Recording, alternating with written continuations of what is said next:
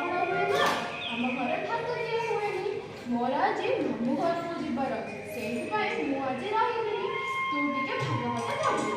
ହଁ ବାପା, ତମେ ବ୍ୟସ୍ତ ହୁଅନି, ମୁଁ ପଢ଼ିଦେବି ଭାଗବତ। ହଉ ଯା, ମୁଁ ତତେ ସ୍କୁଲରେ ଛାଡ଼ିଦେବି। ହଉ ବାପା, ଚାଲ ଯିବା।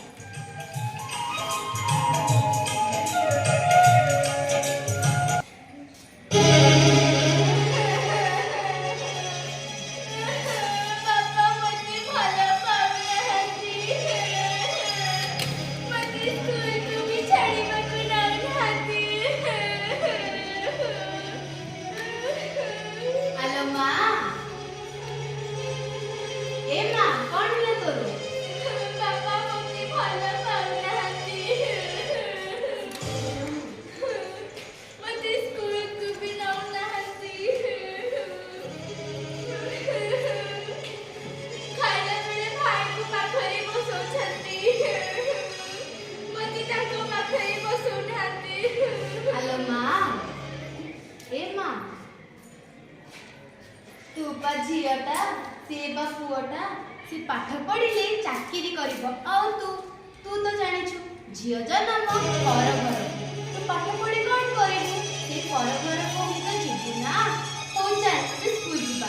ତୋ ବାପା କହୁଥିଲେ ଏ ବର୍ଷ ସ୍କୁଲରେ ପାଠ ପଢ଼ିଲା ପରେ ଆଉ ସ୍କୁଲରେ ପାଠ ପଢ଼େଇବେନି ବୋଲି। ନାଇଁ ମା, ମୁଁ ପଢ଼ିବି। ହ୍ୟାଲୋ ମା,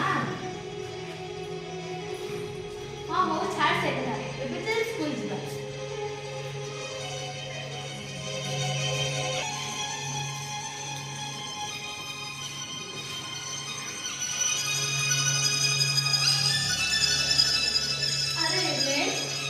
ଦେଖନ୍ତୁ ତ ସେଠି କିଏ ଗୋଟେ ବସିଛି। ଆରେ ଇଏ ତ ଚତୁର୍ଥ ଶ୍ରେଣୀର ସୁଇଟି। ଆରେ ସୁଇଟି, ସୁଇଟି। ଆରେ ମା, ତମେ ଏଠି ଏକା କଣ କରୁଛ?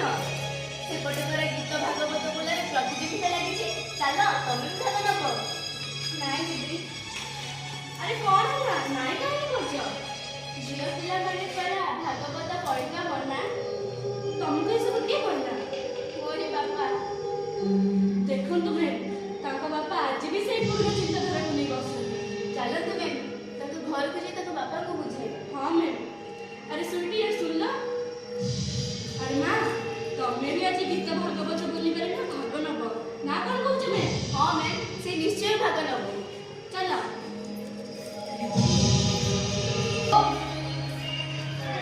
ରାତି 8ଟା ହେଲାଣି, ଏଯାଏଁ ସେ ଟୋକାଟାରେ ଦେଖା ଦର୍ଶନ ନାହିଁ। କୁଆଡ଼େ ଗଲା ସେ? ତାଙ୍କ ସ୍କୁଲରେ ଏମିତି କି ଫଙ୍କସନ୍ ହଉଛି କେଜାଣି? ବୋଉ, ଏ ବୋଉ, ହଠାତ୍ କାଇଁ ଘରେ କରୁଛୁ? ମୁଁ କଣ ପାଇଁ ଘରେ କରୁଛୁ ଜାଣିପାରୁନୁ? ଘରେ ପାଇ ପର୍ଯ୍ୟନ୍ତ ଭାଗବତ ଅଧ୍ୟାୟଟେ ପଢ଼ାଇନି। ଭାଗବତ ଅଧ୍ୟାୟଟେ ପଢ଼ାଇଲେ ଆମେ ମା ଝିଅ ଖାଇବୁ ନା ନାଇଁ? ଘରେ ପା ନିୟମ ଅଛି, ଭାଗବତ ନ ପଢ଼ାଇଲେ ଘରେ ଭାତ ଖିଆ ହୁଏନି ବୋଲି। ବୋଉ, ତୁ ମୋତେ କ୍ଷମା କରିଦେ। କ୍ଷମା? କି କ୍ଷମା?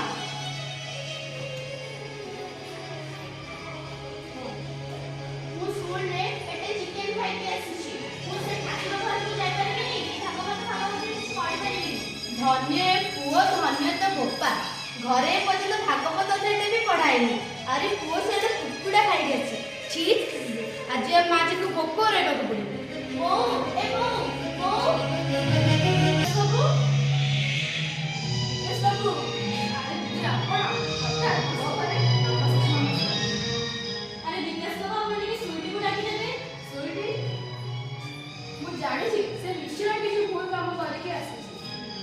ଆରେ ନାଇଁ ବିକାଶ ବାବୁ, ସେ କିଛି ବି ଦୁଷ୍ଟାମି କରିନି। ସେ ଆପଣଙ୍କୁ ଖୁସି ଖବର ଦେବାକୁ ଆସିଛନ୍ତି। ହଉ, ଆପଣ ଅପେକ୍ଷା କରନ୍ତୁ, ମୁଁ ସୁଇଟିକୁ ଡାକିଦେବି। ସୁଇଟି, ସୁଇଟି, କଣ ହେଲା? ସପ୍ତାହ ସ୍କୁଲରେ କଣ କରୁଛୁ? ମୁଁ କିଛି କରିନି ବାପା। ହଉ ଚାଲ। ଏଇ ଦିଦି, ସୁଇଟି ଆସିଲା। ନମସ୍କାର। ନମସ୍କାର। ବିକାଶ ବାବୁ, ଆପଣ ଜାଣିଛନ୍ତି ଆପଣଙ୍କ ଝିଅ ସୁଇଟି ଗୋଟେ ମେଧାବୀ ଛାତ୍ରୀ। ସେ ଗୀତ ଭାଗବତ ବୋଲାରେ ସମ୍ପୂର୍ଣ୍ଣ ପାରଙ୍ଗମ ଅଟନ୍ତି। ଭାଗବତ? ହଁ ବିକାଶ ବାବୁ, ଭାଗବତ। ସେହି ଭାଗବତ ବୋଲାରେ ଆପଣଙ୍କ ଝିଅ ସୁଇଟି ପ୍ରଥମ ସ୍ଥାନ ଅଧିକାର କରିଛନ୍ତି। ଭାଗବତ? ଆପଣ ଏ କଣ କହୁଛନ୍ତି ଦିଦି? ଆପଣ କଣ ଜାଣିନାହାନ୍ତି? ଭାଗବତରେ ତ ଲେଖା ଅଛି, ଝିଅ ବୋହୂ ମାନେ ନିଜ ଘରକୁ ଯିବା ମନା, ଭାଗବତକୁ ଛୁଇଁବା ବି ମନା। ଆପଣ ଏ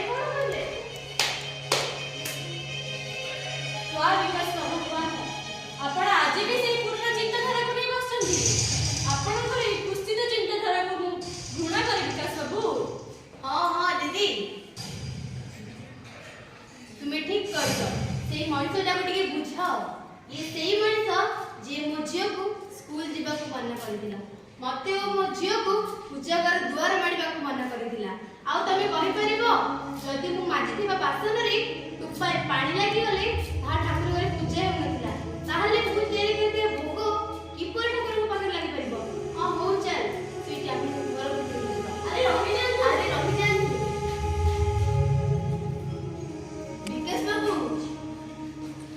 ଯଦି ଜଣେ ସ୍ତ୍ରୀ ଧୋଇଥିବା ବାସନରେ ଟୋପାଏ ବି ପାଣି ଲାଗି ଯାଉଥାଏ ତାହେଲେ ସେଟା ଠାକୁରଙ୍କ ଘରେ ପ୍ରବେଶ ହୋଇପାରିବ ନାହିଁ।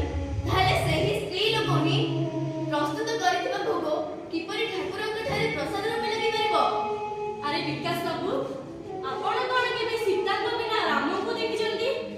ରାଧାଙ୍କ ବିନା କୃଷ୍ଣ ଓ ଲକ୍ଷ୍ମୀଙ୍କ ବିନା ଜଗନ୍ନାଥଙ୍କୁ ପରିକଳ୍ପନା କରିଛନ୍ତି? ଆରେ ମନ୍ଦିରରେ ଥିବା ପଥର ମୂର୍ତ୍ତିକୁ ଆମେ ଯଦି ମା କହି ତାକୁ ପୂଜା କରୁଛେ, ତାହେଲେ ଆପଣଙ୍କ ଘରେ ଥିବା ଆପଣଙ୍କ ସ୍ତ୍ରୀ ଓ ଝିଅକୁ ଆପଣ ଏମିତି କଦର୍ଯ୍ୟ ବ୍ୟବହାର କାହିଁକି କରୁଛନ୍ତି ବିକାଶ ବାବୁ? ମତେ କ୍ଷମା କରିଦିଅନ୍ତୁ ଦିଦି। ଆରେ ଯଦି କ୍ଷମା ମାଗିବାର ଅଛି ତାହେଲେ ନିଜ ସ୍ତ୍ରୀ ଓ ନିଜ ଝିଅକୁ କ୍ଷମା ମାଗନ୍ତୁ, ଆମକୁ ନୁହଁ। ମତେ କ୍ଷମା କରିଦିଅ ମୀରା, ମତେ କ୍ଷମା କରିଦିଅ ମା। ମୁଁ ତମମାନଙ୍କୁ ପୂଜା କରିବାକୁ ଯିବାକୁ ମନା କରି ବହୁତ ଅପମାନିତ କରିଛି। ଦୟାକରି ମୋତେ କ୍ଷମା କରିଦିଅ। ବୋଉ, ବାପା, କଣ ହେଇଛି? ଦିଦି ଆସୁଛନ୍ତି? ନାଇଁ ବାପା, କିଛି ହେଇନି। ସମସ୍ତେ ଶୁଣି ନିଅନ୍ତୁ, ଲିଙ୍ଗ ଭେଦ ନୁହେଁ, ସମାନ ଅଧିକାର ହେଉ ଆମ ପରିଚୟ। ଲିଙ୍ଗ ଭେଦ ଭାଙ୍ଗି ଦିଅ। ସମତାର ଆଲୋକ ଚଳ, ଏକ ଏକ ସମାଜ, ଏକ ମଞ୍ଚ, ସମାନ ମୂଲ୍ୟବୋଧ।